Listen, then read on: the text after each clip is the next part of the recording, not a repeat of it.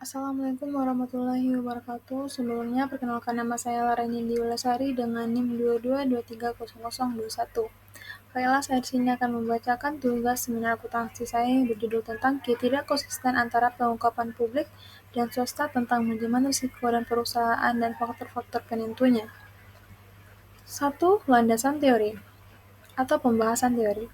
Dalam penelitian ini mengenai konsisten pengungkapan manajemen risiko perusahaan atau disebut dengan ERM Enterprise Risk Management, terdapat dua teori utama yang jadi landasan, yaitu teori agensi atau teori biaya kepemilikan. Teori agensi menjelaskan adanya konflik kepentingan antara pemilik perusahaan dengan manajemen. Pemilik menginginkan agar manajemen bertindak demi kepentingan perusahaan, termasuk bersikap transparan mengenai praktik manajemen risiko. Namun, manajemen terkadang memiliki inisiatif untuk menyembunyikan sebagian informasi, terutama jika informasi tersebut dapat merugikan citra manajemen di mata investor. Sementara itu, teori biaya kepemilikan yaitu berfokus pada alasan strategi mengapa perusahaan cenderung membatasi pengungkapan risiko. Teori ini semakin detail, informasi risiko yang diungkapkan semakin besar kemungkinan bersaing atau pihak eksternal lainnya memanfaatkan untuk kepentingan yang terdapat merugikan perusahaan. Dengan kata lain, pengungkapan informasi dapat menimbulkan biaya kepemilikan berupa kerugian kompetitif, biaya reputasi, maupun kerasahan kalangan investor. Oleh karena itu, manajemen seringkali hanya mengungkapkan informasi secara formal dan terbatas dalam laporan publik, sementara praktik internal manajemen risiko sebenarnya lebih lengkap hanya diungkapkan secara privat. 3. Kasus yang dibahas. Kasus yang dibahas dalam penelitian ini berfokus pada perusahaan-perusahaan yang terdapat di Bursa Efek Itali. Setelah adanya revisi kode tata kelola perusahaan Crep Corporate Governance Code tahun 2019 sampai 2015. Perusahaan publik di Italia diwajibkan untuk memberikan laporan mengenai sistem pengendalian internal dan manajemen risiko dalam laporan tata kelolanya, namun penelitian ini menemukan adanya perbedaan antara pengungkapan privat dan publik. Melalui survei internal, sebagian besar perusahaan mengaku telah menerapkan proses RM yang cukup lengkap, seperti identifikasi risiko, integrasi risiko dalam perencanaan strategi, hingga pelatihan internal. Akan tetapi, dalam laporan publik disampaikan kepada pemegang saham dan masyarakat, informasi seringkali tidak diungkapkan secara detail dan cenderung minimal. Hal ini menunjukkan bahwa perusahaan lebih transparan dalam komunikasi privat, tetapi hati-hati dalam mengungkapkan publik karena khawatir informasi tersebut dapat dimanfaatkan pesaing atau mengurangi persepsi investor. 3. Objek penelitian.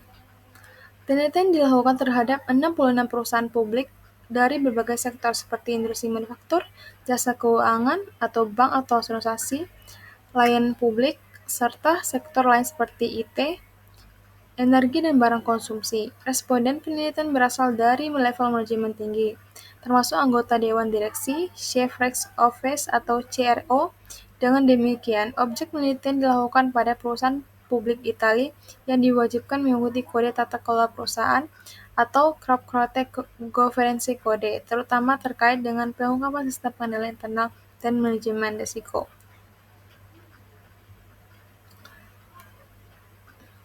4. Teknik analisis data. Teknik analisis data dalam penelitian ini dilakukan dengan 3 tahap utama. Pertama, penelitian menjalankan survei online kepada perusahaan publik Italia untuk mendapatkan informasi privat tentang penerapan RM. Kedua, data dari survei tersebut dibandingkan dengan laporan tata kelola perusahaan yang dipublikasikan secara resmi. Ketiga, dilakukan analisis statistik menggunakan model probit untuk menguji faktor-faktor yang mempengaruhi konsisten informasi seperti independensi dewan atau konsentrasi kepemilikan leverage dan market to box ratio. 5. Hasil penelitian. Hasil penelitian ini menunjukkan bahwa perusahaan publik di Italia lebih banyak mengungkapkan informasi RM secara privat melalui survei dibandingkan yang mereka publikasi dalam laporan tata kelola perusahaan. Artinya, terdapat konsisten informasi antara pengungkapan privat publik atau faktor-faktor yang terbukti mempengaruhi tingkat konsisten ini adalah independensi Dewan Konstruksi Kepemilikan, leverage perusahaan, serta market-to-back ratio.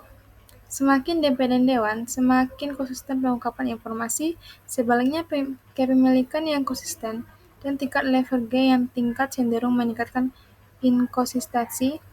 Temuan ini menegaskan bahwa pengungkapan sukarela memiliki keterbatasan karena perusahaan sering kali tidak membuka seluruh informasi manajemen risiko kepada publik. Baiklah, terima kasih. Hanya itu yang dapat saya sampaikan. Saya sudahi. Assalamualaikum warahmatullahi wabarakatuh.